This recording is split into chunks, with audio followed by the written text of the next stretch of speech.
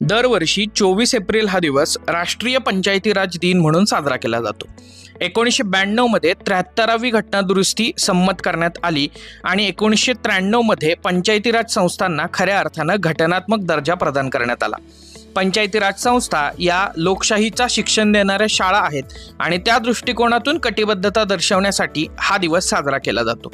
पहिला राष्ट्रीय पंचायती राज दिन तत्कालीन पंतप्रधान डॉक्टर मनमोहन सिंग यांनी 24 एप्रिल 2010 रोजी जाहीर केला होता। 2026च्या राष्ट्रीय पंचायती राज दिनाची थीम किंवा संकल्पना लक्षात घेतली तर सशक्त पंचायत सर्वांगीण विकास अशी आहे। या उत्सवाचा केंद्रबिंदू लक्षात घेता स्थानिक स्तरावर शाश्वत विकास उद्दिष्टे साध्य करणे म्हणजे localization of sustainable development goals, e Gram स्वराजद्वारे डिजिटल प्रशासनाला प्रोत्साहन देणं आणि 2047 पर्यंत विकसित भारत निर्माण करण्याच्या दृष्टिकोनातून पंचायती राज संस्थांचं महत्त्व किंवा त्यांचं सबलीकरण यावरती हा केंद्रबिंदू आहे। यामध्ये कृतीप्रधान प्रशासन, महिलास्नेही गावे, सर्वसमावेशक आणि सर्वांगीण विकास यावरती विशेष भर देण्यात येणार आहे। धन्यवाद।